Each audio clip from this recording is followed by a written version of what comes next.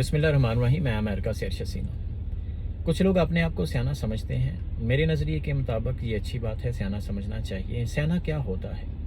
दिमाग वाला, अकल वाला, ये दोनों चीज़ें तो इंसान में मौजूद हैं। तो फिर इंसान अपने आप को सियाना क्यों ना कहें? और ऊपर से अल्लाह ताला का लाख लाख शुक्र कि उसने इंसान को अकल दी, सोचने समझने की सलाहियत दी। इंसान अपने बारे में अच्छा, बुरा, गलत, सही सोच सकता है, समझ सकता है, कर सकता है। तो फिर इंसान अपने आप को सियाना क्यों ना समझे?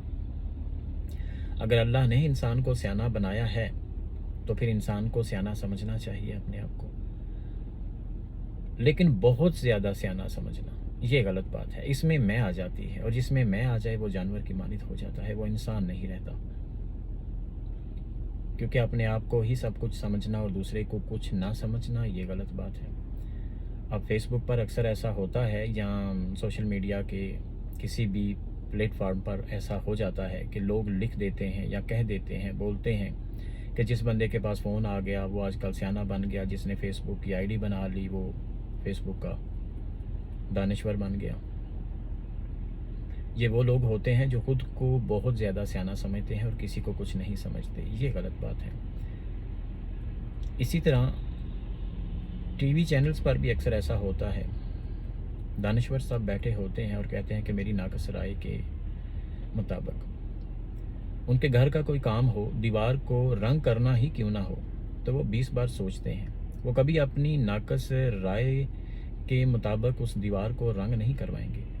उसके बारे में सोचेंगे, आगे पीछे से रेट लेंगे, देखेंगे कौन सा रंग अच्छा लगेगा, कहाँ से लेना है, किससे करवाना है, फिर जाकर वो अपने घर की दीवार को रंग करवाएंगे।